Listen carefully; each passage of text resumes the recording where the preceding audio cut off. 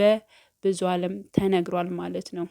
ገና ብዙ አለም ስታወራ ስለ ራሷ ስታስተዋውቅ ጎዳና ላይ ልጇን እዛ ስትንከራተት እንደነበር ከዛም ልጇን ለማሳከም ብላ ብር ከፍልሻለሁ ብላ እኔም ልጄን ለማዳን ብዬ ወደዚህ ስህተቱ ወደ ሆነ ስራ እንደገባሁ በማለት እንግዲህ እያስረዳች ባለችበት ሰዓት ያው ቤቲ ተነስታ ልትመታ ስትል ጽናት ተነስታ እንግዲህ በዚህም በግራም በቀኝም እያለች እንግዲህ ቤቲን መታታለች ማለት ነው። እንግዲህ የቤቲ ሴራ ተጋልጧል።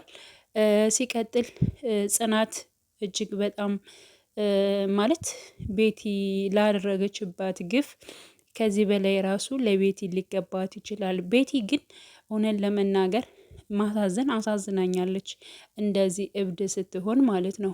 ምክንያቱም አንዳንዴ ራሳችን ውርድ አድርገን አለማየት ጥሩ ነው ብዬ ነው የማስበው ማለት ነው። ራሳችን ነው የምናስነቀው። በመጀመሪያ ወንድ ልጅ ሲወድ እንጂ ካልወደደ አልወደደም ነው በቃ። አንድ ሰው ሲያፈቅራችሁ ታፈቅሩታላችሁ፣ እንደዛ ነው በቃ። ቦታ ካልሰጠሽ ቦታ ከሌለው ራስሽን አክብረሽ መኖር ነው እንጂ የግድ ያ ሰው የኔ ይሆናል ከኔ ጋር ብቻ ነው መኖር የምንችለው ብሎ ማሰብ ማለት በጣም ከባድ ነው ማለት ነውና በቃ የእናንተ ያልሆነ ሰው የእናንተ አይደለም በማለት ነው የተረዳሁት ማለት ነውና በጣም አስተማሪ ድራማ ነው ብዬ ነው ማስበው፣ ልብ ብሎ ላየው ማለት ነው። አንድ ሰው አልፈለገም ካለ አልፈለገም ነው እንጂ የተለያዩ መጥፎ ስራ በተለያየ ሰው ላይ መደጋገም የለብንም ብዬ ነው የማስበው። ውድ ቻናሌ ተከታታዮቼ አመሰግናለሁ። እንግዲህ ቀጣይ ፓርት ክፍል 45 ሁላችንም በጉጉት እንጠብቃለን።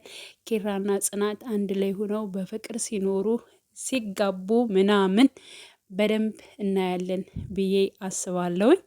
በያላችሁበት ሰላማችሁ ይብዛልኝ። ይህን ቻናል ሰብስክራይብ እያደረጋችሁ እለፉን ለማለት እወዳለሁ። ስለምታደርጉኝም አመሰግናለሁ። በያላችሁበት ሰላማችሁ ይብዛ በድጋሚ